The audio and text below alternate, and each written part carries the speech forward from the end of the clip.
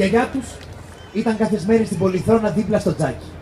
Καμάρωνε τα παιδιά και αναπολούσε τα δικά της Χριστούγεννα, όταν αυτή ήταν παιδί. Μια ιστορία! Φώναζαν τα παιδιά τραβώντας τη γιαγιά από το φόρεμα. Τότε η γιαγιά είπε την πιο περίεργη ιστορία που είχε ζήσει. Πριν πάρα πολλά χρόνια, όταν ήταν ακόμα μικρή, ζούσε σε ένα χωριό πάνω στο βουνό. Εκεί ποτέ δεν έκοβαν τα δέντρα για να τα στολίσουν. Εκείνα όμως τα Χριστούγεννα ήρθε ένας θείος τους